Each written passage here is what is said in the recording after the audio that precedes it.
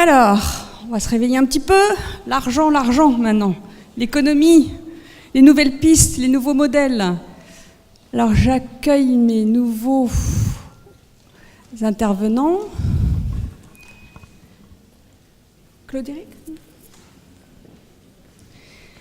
Voilà, donc Philippe Aigrin de Sopin Space, c'est un chercheur indépendant qui a beaucoup travaillé sur les politiques culturelles liées au numérique.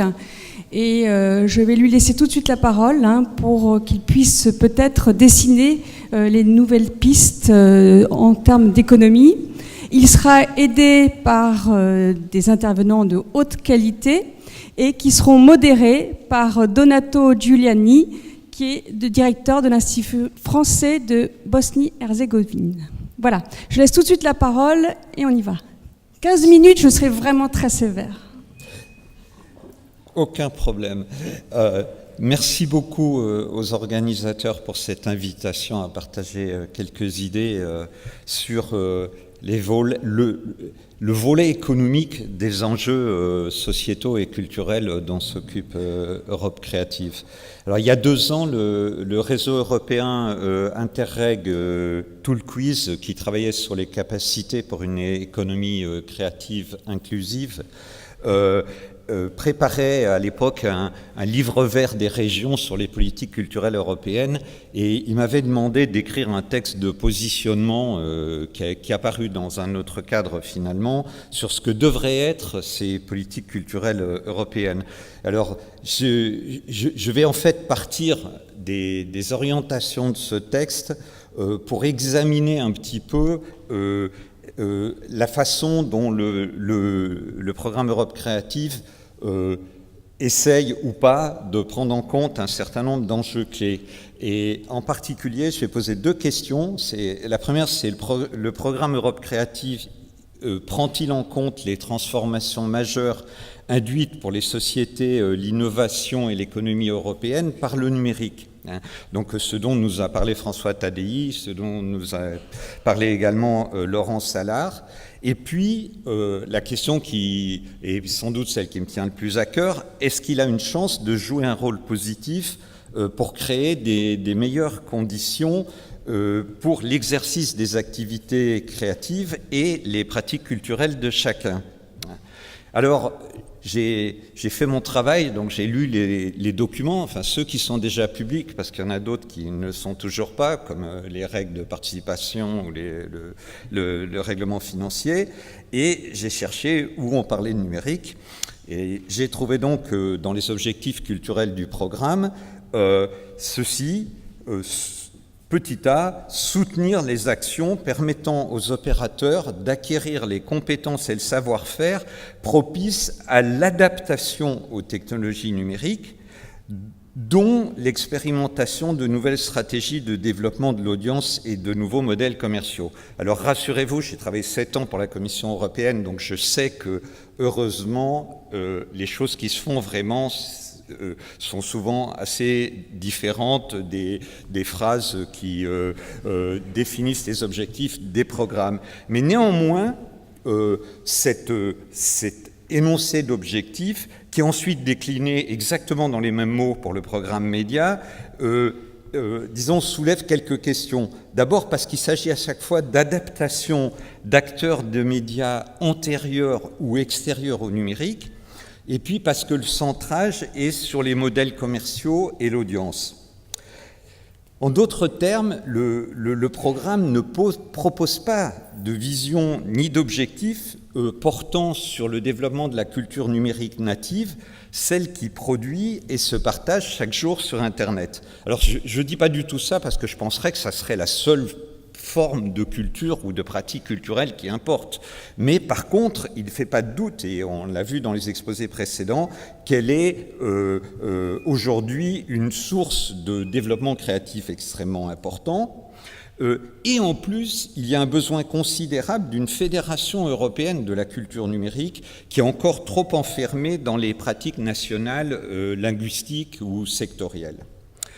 Ensuite, le programme n'aborde pas non plus la question de la soutenabilité générale ou de la durabilité générale des pratiques culturelles et des acteurs de terrain à l'ère numérique. Il semble se préoccuper uniquement des modèles commerciaux microéconomiques. Alors, encore une fois, il se fait beaucoup plus de choses que ce qu'un programme explicite, mais en particulier, dans l'énoncé, dans les textes du programme, il ne semble pas qu'on ait pris en compte un changement majeur induit par le numérique, qui est celui de l'augmentation considérable du nombre de contributeurs et d'œuvres à chaque niveau de qualité ou de compétence, et donc de la diminution inévitable de l'audience moyenne de chacune de ces œuvres.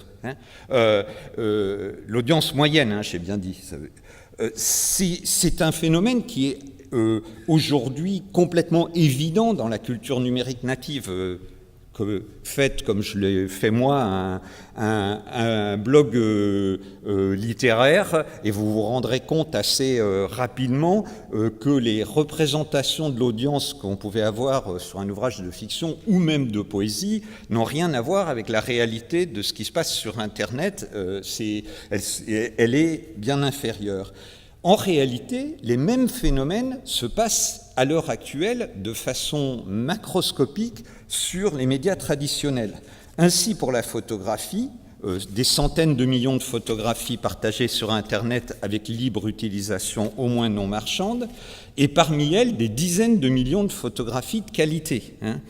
Ça se passe également pour l'écriture, qu'il s'agisse de texte ou d'écriture transmédia. Oh, pardon, excusez-moi, j'ai eu un clic malencontreux.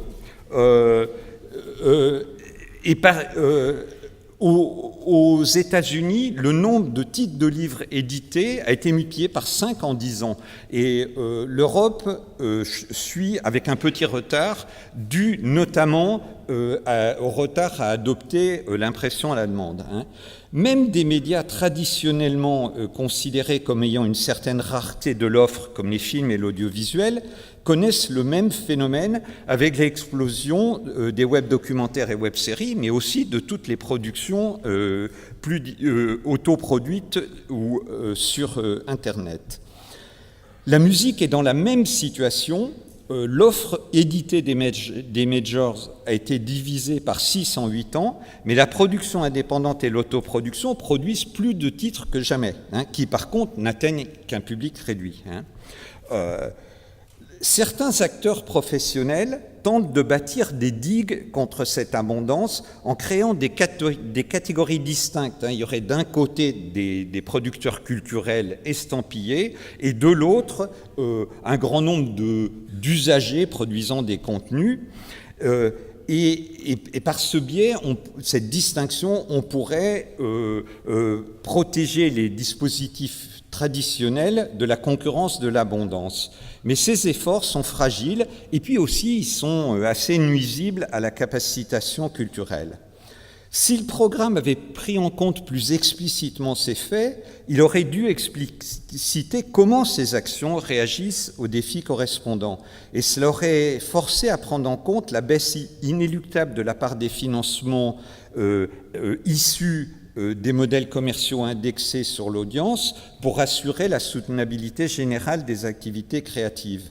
Il aurait dû prendre parti à ce moment-là entre les deux seuls scénarios possibles, une concentration encore accrue de l'audience sur un tout petit nombre d'œuvres, ou l'acceptation d'une diversité d'attention aux œuvres accrues qui suppose des mécanismes de financement adaptés, la mutualisation entre individus ou à l'échelle des sociétés, le financement participatif, des modèles de soutien par les abonnements ou les achats de reconnaissance.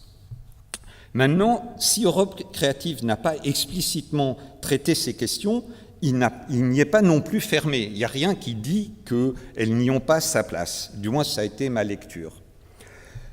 Enfin, un autre aspect clé lié au numérique porte sur le rôle des pratiques et échanges non marchands dans l'innovation. Il y a quelque chose de très intéressant dans l'introduction du programme, c'est qu'on précise bien que ces objectifs incluent aussi bien les activités et les acteurs non marchands et les pratiques non commerciales que celles marchandes. Mais au-delà de ça, il y a très peu d'attention portée à la nature de ces activités et à leur rôle. Or, la culture numérique, et à vrai dire aussi la culture des médias non numériques et du spectacle vivant, se développe d'abord dans la sphère non marchande. À l'ère numérique, dans ce contexte, les fonctions d'édition sont tout aussi importantes qu'auparavant, et celles d'intermédiation le sont encore plus. Mais elles se développent sur un fond de production non marchande et de libre partage et réutilisation de fait ou de droit. De fait, c'est le monsieur de 82 ans qui cherche ses films rares sur eMule. Si les acteurs de la production, de l'édition, de la distribution et de l'intermédiation ne sont pas capables de développer des synergies avec ces activités non marchandes et ces pratiques de partage, en fait, elles laisseront libre champ au monopole américain de la distribution et de l'intermédiation. C'est-à-dire, en d'autres termes, au niveau des politiques portant sur la technologie comme sur la culture, si nous continuons à essayer de produire des copies européennes d'Apple, Amazon, Facebook et Google, au lieu de leur opposer des modèles respectueux des droits et des pratiques créatives des individus, nous, les citoyens européens, continuerons à préférer les originaux. Et dans le contexte des scandales déclenchés par les révélations d'Edward Snowden, il existe de réelles opportunités pour le développement de modèles européens plus ouverts et plus respectueux des droits de chacun. Sur tous ces plans, le programme ne dit pas grand-chose, mais donc tous les espoirs sont permis qu'il fasse plus qu'il ne dit, en soutenant la culture numérique native ou les modèles de financement participatif. Enfin, il ne faut pas négliger, bien sûr, la question de l'audience sous prétexte qu'elle aurait des limites sur le plan économique. Dans un univers d'abondance des œuvres, il y a un véritable défi d'identification et de portage à l'attention du public des œuvres qui paraissent le mériter de tel ou tel point de vue. De nouvelles formes de médiation, de nouveaux espaces critiques sont nécessaires et ils doivent être considérés aussi importants que la création elle-même. Je voudrais conclure par un domaine qui m'est cher, qui est celui de la littérature et des outils de l'écriture et de la traduction. On n'écrit plus, on ne lit plus au sens le plus large, incluant tous les médias, avec les mêmes outils, ni avec la même pensée. Camille de Toledo, qui est un écrivain, musicien, cinéaste et qui est fondateur de la Société européenne des auteurs et de la plateforme TL Hub, qui est un réseau social de la traduction, il a souligné le rôle de la traduction au cœur de la culture européenne. Et un programme culturel européen ne peut pas exister sans porter attention à ces outils qui structurent la culture de demain, ce que d'ailleurs des programmes comme Média ont commencé à faire en leur sein. Ces outils, ils peuvent enfermer la culture de demain comme le font les e-books propriétaires, ou ils peuvent en faire le cœur d'un nouvel humanisme, comme nous y ont invité François Tadei et Laurent Salard. Merci beaucoup. Merci beaucoup. Et à toi la parole.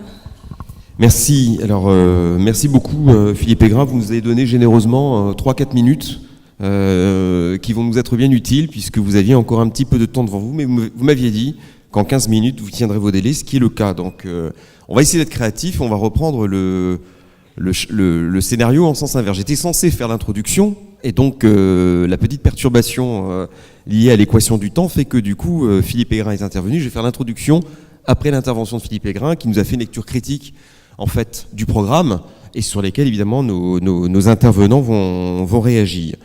Je voudrais simplement vous citer quelques éléments que j'ai essayé de cueillir depuis ce matin dans le cadre des interventions diverses et variées. Et tout d'abord, Jean-Philippe Auchon a le premier lancé le mot stratégie, puisqu'il a parlé de stratégie culturelle européenne. Ensuite, François Tadei a parlé de mondialisation, d'innovation et de créativité dans le vivant, ce que nous sommes, et évidemment d'éthique de l'action. Alors on va revenir là-dessus, parce que si on parle de nouveaux modèles économiques, si on essaie de se poser cette question-là, on va, et j'espère que vous aimez les mathématiques, mesdames et messieurs, nous allons quand même un petit peu poser ce qu'on appelle l'équation stratégique, qui est une équation qui définit effectivement sur 4 éléments, dont le temps, la manière de pouvoir passer d'un état à un autre. Et si le facteur temps, par exemple, est le plus facile à déterminer quand on monte un projet, on voit bien à quel point il est le plus difficile à respecter quand on est en cours de production de quelque chose. Pascal Brunet a la gentillesse de me demander d'être le modérateur, et sur la base d'un parcours de vie, et excusez-moi du coup pour l'immodestie, je vais évoquer ma vie, mon œuvre en 4 points, depuis 1983 à Gravelines, où j'étais comédien sous chapiteau, jusqu'à récemment en arrivée en poste le 6 septembre 2013 à Sarajevo, en tant que conseiller de coopération et d'action culturelle et directeur de l'Institut français. Il est clair que sur 30 années, Pascal m'a dit, bon voilà, essaie de croiser si possible aussi un petit peu ton approche de vétéran, il ne l'a pas dit comme ça, mais c'est un peu le cas, entre des modèles qui ont profondément évolué et qui finalement en matière d'économie de la culture, puisqu'on parle d'équipe d'Europe créative et innovée dans un monde en changement, on est passé, me semble-t-il, dans les années 80, une stratégie dite de stratégie directe, où le facteur matériel était prédominant. Rappelez-vous le 1% culturel du début des années 80, où l'équation mathématique qui était posée aux acteurs comme aux prescripteurs, c'était de dire, voilà, on va gonfler très largement le facteur matériel de l'équation pour arriver à un résultat X. Et on est passé de ça à 2 options possibles aujourd'hui. La première, qui est un modèle de stratégie dite indirecte, on n'a pas le temps de développer, mais je vous renvoie aux travaux d'André Beaufre, Introduction à la stratégie, qui en parle, et qui dit qu'effectivement, à partir du moment où les moyens matériels ne sont plus suffisants pour pouvoir effectivement entrer en stratégie directe, la subvention est un outil absolu de la stratégie directe, et bien il faut partir sur une option plus sophistiquée, plus complexe, parce qu'elle pose des problèmes de stratégie d'alliance. Il faut s'allier à quelqu'un pour monter une stratégie directe, mais qui repose par contre essentiellement sur l'un des 4 composants, à savoir le rapport humain, ce que les militaires appellent les forces morales. Et il est clair que là, on retrouve ce que disait tout à l'heure François Tadei quand il parlait d'éthique de l'action et d'innovation dans le monde du vivant. C'est bien là que ça se joue, et c'est bien là évidemment qu'on doit pouvoir trouver quelques solutions. La deuxième option, la plus catastrophique, c'est la non-stratégie, l'impasse stratégique. Partir du principe qu'effectivement, finalement, on va laisser faire la régulation entre l'offre et la demande, et on verra bien ce qui va se passer. Et alors là, je ne vois pas très bien comment l'éthique de l'action peut être conduite dans un schéma comme celui-là. Pour aller très vite, je voudrais faire une petite digression par Sarajevo. L'an prochain, Sarajevo sera le théâtre d'un ensemble de manifestations qui sont censées poser la question de que s'est-il passé du 28 juin 1914, où un certain archiduc s'est fait assassiner en prenant le mauvais virage, pour aller vraiment très vite, à aujourd'hui, 2014, comment du grand malentendu, on est passé à un possible dialogue. Et si on se donne une petite minute, et je conclurai là-dessus sur mon introduction, si on reprend les inventions du 19e siècle, un chimiste français avait inventé à la fin du 19e siècle la poudre sans fumée. Et la poudre sans fumée, on n'en parle jamais, mais c'est une invention qui a modifié considérablement la gestion des conflits, parce que cette poudre sans fumée permet de viser quelqu'un, de lui tirer dessus et de ne pas être vu. Et si vous rentrez dans Sarajevo, vous avez par exemple ce qu'on appelle la Sniper Alley, parce que dans cette grande artère qui mène au centre-ville, il était possible, hélas, 3 fois hélas, de pouvoir se faire tirer dessus par quelqu'un qui était en toute impunité, caché quelque part à flanc de montagne. Donc aujourd'hui, moi je me demande, dans cette révolution et dans cette approche de mondialisation, comme je reprends le texte du programme, la mondialisation comme les évolutions structurelles telles que le rapport au numérique créent un contexte de rupture, je voudrais demander à chacun d'entre vous à quel endroit se cache cette fameuse poudre sans fumée qui a à ce point provoqué pendant un siècle quand même un certain nombre de catastrophes humaines, puisque d'une petite invention on est arrivé effectivement à presque un suicide de l'Europe. Alors on va commencer par Jean Damien, Donc Jean-Damien Collin, qui est directeur des affaires culturelles du territoire de Belfort et qui me précisait à juste titre qu'il était également membre du comité culture de la Fondation de France. Alors aujourd'hui, est-ce que le modèle économique évolue? Est-ce que cette lecture croisée de ce que nous a livré tout à l'heure Philippe Pégurin, comment tout ça fait écho, pour reprendre ce que disait Nathalie tout à l'heure? Je pense que la question, c'est pas un modèle qui évolue, mais l'émergence de différents modèles. L'économie, pour moi, c'est avant tout une histoire d'échange de valeurs. Donc après, c'est quels sont les échanges, quelles sont ces valeurs qui sont en jeu. Et autour de ce que tu viens de dire et de ce qui s'est dit précédemment, je pense qu'il est important, enfin pour moi, c'est des choses que je précise à chaque fois, le numérique n'est en rien une nouvelle technologie. C'est extrêmement important de rappeler ça. Si il y a bien quelque chose qui est sans cesse une nouvelle technologie qu'il faut réinventer, qui est peut-être la poudre sans fumée dont tu parlais, c'est les technologies de socialisation. La vraie question des nouvelles technologies, de son rapport à l'économie, c'est cette question de la technologie de la socialisation. Le numérique n'en étant qu'un démultiplicateur, donc il joue un rôle à l'intérieur extrêmement important. Et cette technologie de socialisation, il suffit aussi de la reprendre pour réinterroger ce qu'on peut imaginer sur l'économie et les nouvelles technologies, que ça soit dans le domaine économique avec des entreprises dont certaines sont rentrées dans la bourse ces dernières années. Leur enjeu est bien un enjeu de technologie de socialisation, de la même manière que de grandes transformations ou des grandes créations politiques, comme a pu l'être l'année dernière le printemps arabe. Ce qui est derrière, ce n'est pas des technologies numériques qui ont fait ces révolutions, mais bien une nouvelle forme de socialisation entre des personnes qui, à partir de là, ont permis de créer un possible. Je dis ça parce que, aussi pour nous qui sommes responsables de politique publique, l'enjeu des nouvelles technologies dans la culture, c'est pas forcément le numérique. J'étais il y a quelques jours à Tokyo, j'ai retrouvé un cinéaste qui venait de finir un workshop de Super 8 avec un certain nombre de Japonais, dont je lui ai tout de suite posé la question quel âge ils avaient. Donc il m'a dit ils ont entre 60 et 19 ans. Donc ceux de 60, j'ai plutôt l'habitude pour le Super 8, mais ceux de 19, ça m'intéressait, surtout que je venais de rencontrer des jeunes Suisses qui filmaient tous avec des caméras Beaulieu, etc.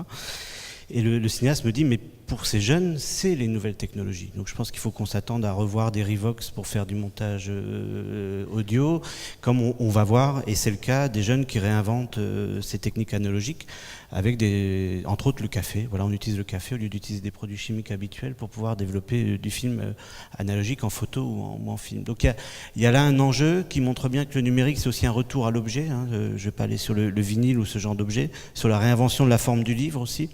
Et donc c'est dans cet effet démultiplicateur qu'il faut pouvoir prendre l'enjeu économique. Et le deuxième point qui va avec cette question de la socialisation, c'est pour moi l'importance de rappeler quelque chose qui a été inventé il y a 65 ans, qui s'appelle la Déclaration universelle des droits de l'homme. Et je pense qu'à un moment où on a un programme européen qui parle de créativité, c'est extrêmement important de rappeler que dans le projet européen, cette Déclaration universelle des droits de l'homme, elle est fondamentale. Elle est fondamentale pour pouvoir aussi mettre en place la créativité dans notre société. Et c'est bien à l'intérieur qu'on trouve la réponse dans ces modèles économiques à créer, à travers la transformation des politiques publiques qui sont les nôtres. Je travaille dans une collectivité, on est confronté à ce véritable casse-tête entre le financier et le changement de société dans lequel on est, de devoir faire des transformations. Et dans la culture, on est plusieurs départements à travailler ensemble actuellement sur cette question, à partir des droits de l'homme, dans un projet qui s'appelle 4D, et dont la ligne est véritablement affichée comme un passage du droit à la culture au droit culturel. On est à un moment, et dans nos modèles économiques, c'est ce qu'il faut penser, où on n'est plus dans des questions de besoins. Les gens ont forcément des besoins, mais ce qu'on doit apporter, ce qu'on doit accompagner, c'est plus une question de besoin, c'est une question de capacité. Et c'est là où cette question des droits culturels, elle est extrêmement importante. Donc je refais le lien avec ce que je pouvais dire avant, entre autres sur le printemps arabe. Une dictature, qu'elle soit industrielle, qu'elle soit économique, qu'elle soit militaire ou religieuse, le premier droit qu'elle attaque, c'est le droit culturel. Parce que c'est celui qui permet de tenir à partir de là une population dans l'ignorance ou dans l'incapacité de faire quoi que ce soit. Donc à l'inverse, si on le pense autrement, un modèle économique qui se veut créatif, il doit forcément se baser sur la mise en place d'un droit culturel pour chacun, une capacité à chacun de pouvoir se développer, de pouvoir participer à la construction de sa société. Donc pour aller très vite, parce que tu m'as fait un signe, je veux juste finir par ça, parce que tu faisais référence à la Fondation de France.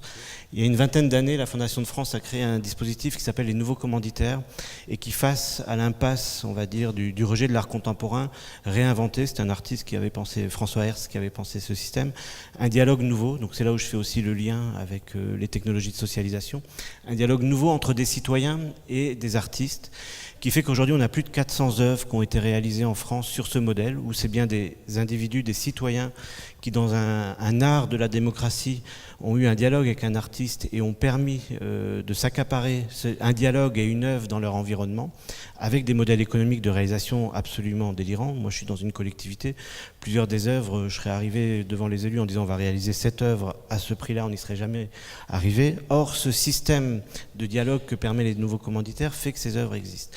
Et Bruno Latour, qui était jusqu'à l'année dernière, j'en ai vraiment pour 2 minutes, mais c'est un exemple important sur le modèle économique. Bruno Latour, donc, qui était le président du comité, a souhaité étendre les nouveaux commanditaires au monde des sciences, au monde de la recherche. Donc aujourd'hui, il y a un nouveau commanditaire science. Et j'ai un exemple sur cet enjeu de réinventer la créativité aussi bien dans la recherche que dans l'économie. C'est il y a un peu plus de 400 ans, un groupe de bourgeois d'une ville européenne a souhaité savoir si c'était possible de visiter sa ville en ne passant qu'une seule fois sur les ponts qui faisaient qui constituaient cette ville. Et ils ont fait appel à un grand mathématicien, dont j'ai oublié le nom, donc voilà, Euler, exact. Et donc il a, à partir de là, tiré une théorie qui a permis de démontrer que c'était impossible de visiter cette ville en ne passant qu'une seule fois par ces ponts. Or, 400 ans plus tard, cette théorie, c'est celle qui permet à la chimie de pouvoir produire par le numérique et par les ordinateurs l'ensemble des modèles de constitution de nouvelles molécules qui leur permettent de répondre à un certain nombre de besoins. Donc je pense que dans la créativité, c'est extrêmement important de penser à ça, parce que dans les agences de recherche où on demande en 3 ans de trouver ce qu'il faut faire, on voit là que la créativité, c'est quelque chose de bien plus long sur des modèles économiques qui sont bien plus divers qu'on peut le croire. Merci beaucoup, je suis désolé de pousser un petit peu mais effectivement comme les questions doivent être, faut laisser un temps à la salle. Donc j'aurais donné la parole à Pierre Colliot, qui est secrétaire général de l'Institut français, donc si on peut faire circuler le micro, ce serait très gentil. C'est vrai que quand même la question du numérique pose, puisque Philippe Aygrain dans un de ses ouvrages pose la question de la cause commune, information entre bien commun et propriété, c'est vrai qu'on retombe effectivement sur la question de l'immatériel et du matériel, et il existe des réseaux matériels et des réseaux immatériels. Alors, Pierre Colliot, selon vous, par exemple, le réseau qui est quand même le troisième réseau, qui est en 3e position dans ce monde, est-ce qu'aujourd'hui, dans une économie de la culture nouvellement posée, avec effectivement ce rapport très fort à l'immatériel, en quoi, effectivement, on a toujours des acteurs présents et avec lesquels il peut y avoir effectivement des stratégies d'alliance ou de soutien? Bonjour à tous. Je voudrais dire que d'autant plus le réseau est d'autant plus important dans cette problématique, puisque il est à la fois des points de relais, des points d'entrée, mais aussi des points d'appui pour établir une stratégie en réseau. Justement, donc toute la réflexion de l'Institut français, c'est d'abord de partir d'une stratégie. Vous avez posé la question tout à l'heure d'une stratégie ou d'une non-stratégie. On ne peut absolument pas, en tout cas, envisager un opérateur comme l'Institut français sans s'appuyer sur une stratégie forte, donc stratégie culturelle qui a été en tout cas développée par le ministre cet été dans le cadre plus global d'une stratégie de la diplomatie économique, où il fait volontairement, ou en tout cas au plus haut niveau de l'État, on fait en France le lien entre l'approche culturelle et l'approche économique et dans une stratégie globale avec un 3e triptyque qui est celui du développement. Et l'Institut français, dans ce cadre-là, a besoin en tout cas de ce cadre pour appuyer en tout cas toute son action. Et son action dans la problématique qui est la nôtre a été de repenser ses modes de fonctionnement, ses modes d'intervention. Et le numérique est effectivement l'un de ces éléments, pas le seul, en tout état de cause. Je pense que l'action traditionnelle de ce qui était Culture France ou la FAO précédemment continuera à perdurer, mais que, en tout cas, nous avons effectivement volontairement pris le virage du numérique en s'appuyant, en se disant que notre force était justement de nous appuyer sur le réseau, à travers la mise en place de nouveaux modes de réflexion sur des nouveaux modes d'intervention et des nouveaux modes de création et de créativité, à travers des programmes que vous connaissez bien, tels que Théâtroscope, sur cette zone-là de l'Europe ou de balkanique, ou Transarté en Amérique latine, et avec à l'appui pour l'ensemble du réseau le développement d'un certain nombre d'outils du numérique, qui sont au-delà d'outils, qui sont des portes d'entrée et des portes de diffusion et de soutien à des nouveaux modes de création. Ce qui m'a interpellé tout à l'heure aussi, c'était la notion des publics, c'est-à-dire qu'à travers, en tout cas, toute cette problématique, ce qu'il ne faut pas non plus perdre de vue, c'est en tout cas le public cible et est-ce que la dématérialisation, en tout cas, aurait peut-être tendance à nous faire perdre de vue qui nous touchons et qui nous voulons toucher. Et là, en termes de stratégie, si on parle d'une stratégie, la stratégie, elle s'associe forcément à une politique de public et de cible, de personnes cibles, alors que ce soit en termes de public général ou de public d'élite ou autre. Mais et là, pour l'heure, le réseau est pour nous un point d'ancrage très fort voilà, en tout cas dans cette action. Donc plus que jamais, le réseau culturel français à l'étranger, et en tout cas la cheville ouvrière de notre action et de l'action de l'opérateur de l'Institut français sur ces problématiques et sur cette réflexion, et nous l'associons bien évidemment à toute cette réflexion. Merci beaucoup. Donc on voit bien qu'il y a des lignes de danger. Effectivement, il y a quelques chercheurs comme Gilles Deleuze en avait parlé, Laurent Héninger a repris ça sur la question du réseau qui tue le réseau, à quel endroit effectivement l'impact sur l'autre. Et tout à l'heure, quelqu'un évoquait la question du temps qui va de plus en plus vite et de celui qui est l'éducateur qui est une sorte de frein heureux, bénéfique effectivement à la question du temps qui va trop vite et qui peut-être ne peut pas être contrôlé.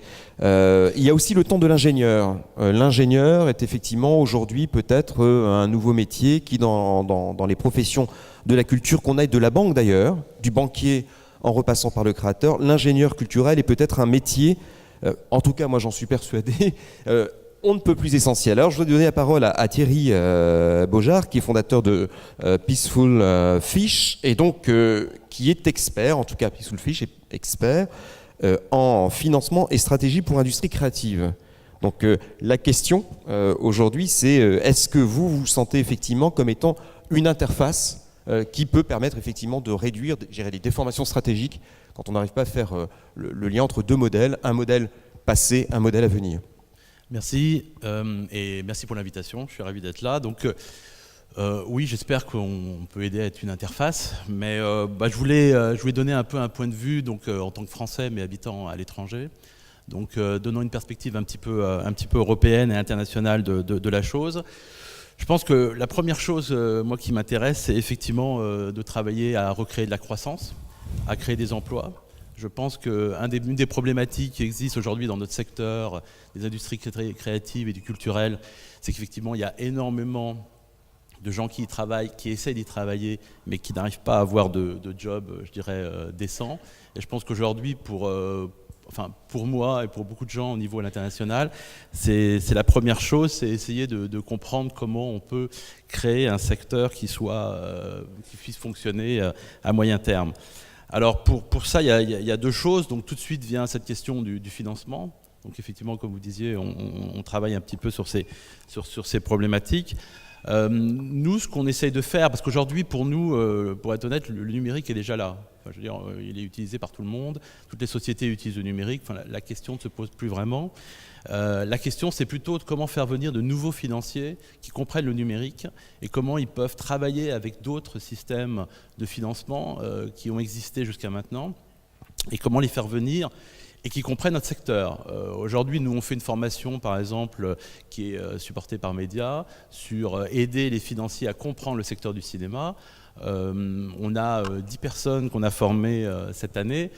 Pour être honnête, il y en a 2-3 qui trouvent que c'est très intéressant et qui vont sûrement faire quelque chose, mais il y en a aussi 2-3 qui, dès la première réunion, ont dit mais qu'est-ce que c'est que ce secteur? On n'investira jamais là-dedans, on ne comprend pas comment ça marche, il n'y a absolument aucune transparence, et donc ça ne nous intéresse pas.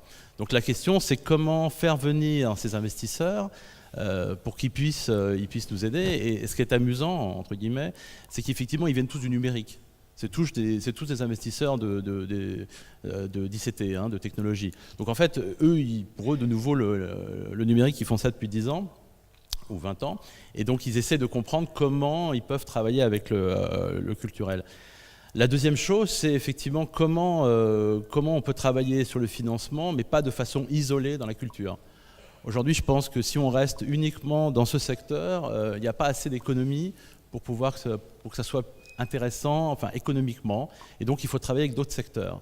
Donc il faut vraiment s'ouvrir entre la culture, le créatif et les autres secteurs. Et là, je pense qu'il y a beaucoup de choses à faire.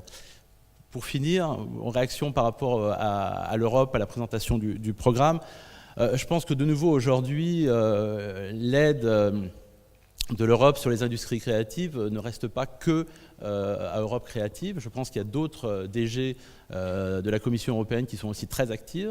Donc je parlais en particulier de la DG Connect, donc qui bien sûr est déjà complètement dans le numérique, mais aussi la DG Entreprise qui travaille beaucoup sur ce sujet. Et donc c'est plutôt sur le lien entre ces trois DG qui ont des actions qui sont très intéressantes et très développées au niveau européen, sur à la fois le financement, sur l'aide au culturel, l'industrie créative, qu'il faut essayer de mettre ensemble. Donc oui, Europe Créative, il y a sûrement des choses qui manquent, mais je pense que ça comble énormément de sujets. En particulier, on n'a pas parlé de l'instrument financier qui sera en place à partir de 2016, qui est quand même très important et qui est un signal, à mon avis, très important pour faire rentrer de nouveaux investisseurs extérieurs à ce sujet. Donc il y a des choses qui existent. Et de nouveau, à la DG Connect, j'étais la semaine dernière avec la commissaire de DG Connect, Nelly Cruz, à Vilnius, pour présenter des projets à la fois technologie et industrie créative. Et il y a un vrai intérêt sur ce sujet. Et il y a des investisseurs vraiment intéressés par ça également. Merci beaucoup, merci à vous tous de tenir effectivement très raisonnablement vos délais. Dans ce que vous dites, dans ce que disait aussi tout à l'heure Jean-Damien, qui représente aussi une collectivité territoriale, on voit bien là, du coup, pour avoir travaillé à la direction de la culture de nombreuses années à la région Nord-Pas-de-Calais, on voit bien l'énorme chantier qui existe au sein des administrations territoriales. C'est énorme. On a évidemment tous les cloisonnements que vous connaissez dans les grandes administrations et on a effectivement des différences qualitatives de vision de ce qui peut être une forme cinématique, hein, pour reprendre un terme techno, où chacun effectivement peut être l'ailier de chacun. Et on ne peut plus imaginer aujourd'hui une direction des relations internationales qui embrasse à elle seule quelque chose pendant qu'une direction des affaires économiques le fait différemment et qu'une direction de la culture rêve une autre aventure. Aujourd'hui se pose un chantier qui pour le moment, à ma connaissance, ne fait pas l'objet de formation particulière, mais qui devient effectivement un enjeu extrêmement important. Pour les créateurs, on est dans une autre dimension. On va passer la parole à Claude-Éric Poiroux, donc directeur général de Europa Cinéma. La question aussi de la dimension entrepreneuriale de l'acteur dans le monde du cinéma, dans le monde de l'industrie cinématographique. La question aussi de l'entreprise et de la démarche entrepreneuriale est déjà depuis bien longtemps quelque chose qui est engagé par vous. Quelles sont vos réactions sur l'ensemble de la discussion qui suit son cours ? Je dirais que la salle de cinéma, assez curieusement, depuis que j'entends parler du virtuel, c'est un peu le lieu du réel. De plus en plus, c'est le lieu du lien. C'est quelque chose qui aujourd'hui, je pense, a sa place, évidemment. C'est une évidence de dire que les salles de cinéma, c'est un lieu important dans une ville, c'est un lieu important pour beaucoup de monde. Le film est devenu très facilement accessible, je pense, à portée de tout le monde, d'un point de vue même aussi financier. Le prix de la place est bas et en plus de ça, les salles de cinéma sont ouvertes toute la journée et la nuit. Donc je pense que c'est un lieu du réel qui a une histoire, qui est évidemment concerné par le numérique, enfin l'est depuis déjà longtemps. Le son dans les salles de cinéma est numérique depuis des dizaines d'années, donc ça c'est pas nouveau. La projection l'est devenue. Aujourd'hui ça a été un enjeu économique, puisque c'est quand même une question de près de 3 milliards d'euros d'investissement pour que les salles s'équipent. Je parle de l'Europe. Donc ça, c'est un investissement qui est en cours, qui est en train maintenant, je pense, de se terminer, avec aussi quelques accidents dans le parcours, puisqu'il y a des salles qui n'ont pas forcément les moyens de s'équiper et qui seront donc à l'écart de la diffusion du film, qui formeront peut-être. Donc aujourd'hui, cette partie-là du réel, du numérique, nous la connaissons, et qu'est-ce qu'elle nous ouvre aujourd'hui ? Elle nous ouvre des potentialités, d'une part du côté de la programmation des films, Et dans le réseau Europa Cinéma, on est très concerné par cette partie-là, puisque, comme vous le savez, c'est un réseau qui s'est développé grâce au programme Média depuis 20 ans, et qui aujourd'hui réunit plus de 2000, 2500 écrans, 2500 salles en Europe et aussi dans le monde maintenant, et qui sont concernés par le contenu de ce qu'ils offrent, c'est-à-dire les films. Quel type de film? Les types de films, nous on s'est concentré sur l'idée que l'Union européenne pouvait soutenir les films européens dans les salles. Donc c'est effectivement ce que nous faisons et ce que je pense est assez bien réussi, puisque 6 séances sur 10 sont consacrées aux films européens dans nos salles. Donc ça, je crois que c'est effectivement un acquis. Je crois que le futur pour nous, c'est de faire le lien. Tout à l'heure, j'écoutais Bergala qui parlait aussi du temps. Nous sommes dans un espace stable, la salle de cinéma, et nous faisons le lien entre la création et la créativité, précisément. La création, c'est les films. L'Europe produit 1200 films par an, c'est beaucoup, pas toujours facile de les diffuser, et les écrans ne sont pas toujours suffisants pour passer tout, et puis je pense que le public n'a pas forcément nécessité de tout voir, on le sait bien, il n'y a pas le temps. Mais aussi la créativité, c'est comment aujourd'hui le public, alors évidemment écoutez ce qui se dit sur la façon dont aujourd'hui les choses circulent, l'Internet, comment les jeunes spectateurs sont très sensibles à ces questions-là, comment ils peuvent découvrir quelque chose et peut-être le communiquer. Donc la salle de cinéma est un lieu de débat, de transmission, d'interactivité, et je crois que pour nous, l'innovation, au-delà de l'innovation technologique et de la capacité de diversifier notre programmation, l'innovation c'est précisément de se concentrer aujourd'hui sur l'audience, sur le public, en particulier les jeunes, et qui sont aujourd'hui, qui auront besoin d'aller dans les salles. Je pense qu'un gamin n'a pas envie de s'enfermer dans sa chambre toute la journée, il a besoin de sortir, de rencontrer. La salle de cinéma est un lieu pour la rencontre, et c'est un lieu aussi qui met en valeur la création. Et je crois que c'est cette créativité-là dont on a besoin, c'est la façon dont ils font circuler les informations, et nous, ce que nous pouvons leur offrir d'une façon stable, c'est la création, c'est-à-dire les films qui leur sont montrés avec le temps qu'il faut pour les voir. Merci beaucoup. Donc on voit bien aussi que de toute façon, à travers effectivement cette montée qualitative, d'abord par le son puis par l'image, avec le passage au numérique, outre le chantier effectivement transversalité avec les collectivités territoriales qui en ont financé aussi une partie, qui continuent à le faire, on voit bien qu'on retrouve, comme le disait Jean-Damien, une fonction de socialisation assez importante. La question du bien commun redevient effectivement, et plus que jamais, d'actualité dans les salles de cinéma, me semble-t-il.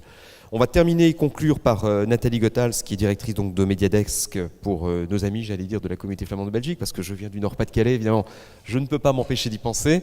Donc, dernière parole à vous. Allez-y Nathalie, de votre côté, quelle réaction, quelle remarque? Okay, hi everybody. Thank you for inviting. And sorry that please don't kill me. I'm gonna talk in English. Sorry for that. A little bit miscasted. So, like I heard from my other colleagues, we're in a big transition, and nobody knows where we're really gonna end.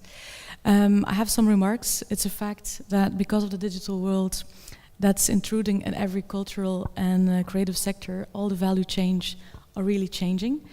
And which means everything is disrupted, so which means also the gatekeepers, also the consumers, the part of consumers, the gatekeepers, is shifting in their roles, which I think is something that we really should focus on, and also on an economical level, and with all its influences and consequences and so forth.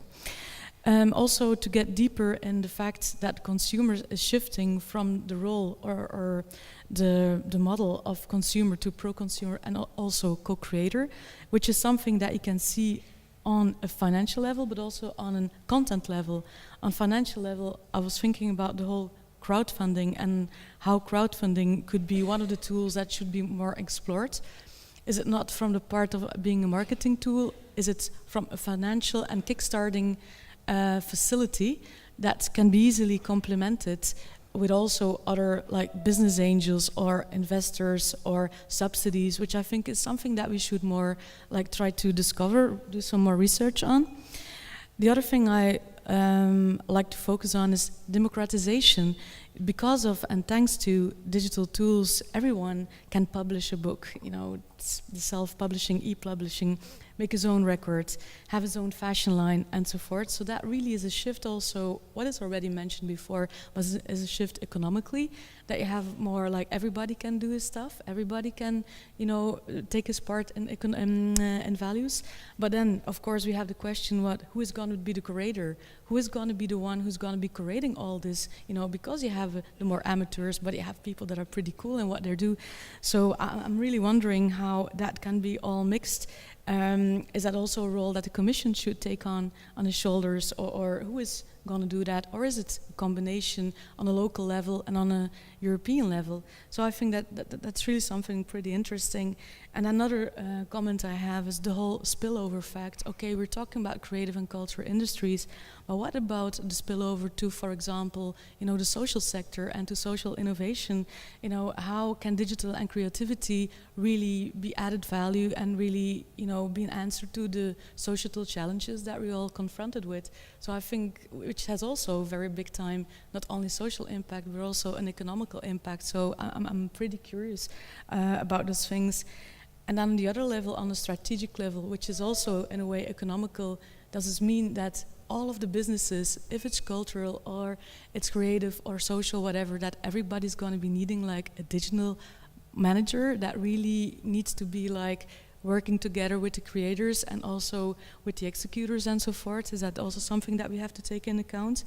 And then my completely last thing is, and which I think is really important, and it's something that the Commission has always been taking a lot of care for, is training. So I think if all these different issues, that we really should put a lot of effort and still some money in a lot of training and helping people to really, you know, in a parallel dual way, you know, live together and try to work these things out. So this are my little comments that I have on this. Merci beaucoup Nathalie. Donc à l'heure du numérique, que la langue de Shakespeare n'a aucun secret pour personne. Donc j'imagine bien que tout le monde a capté la substantifique moelle de l'intervention de Nathalie, me semble-t-il.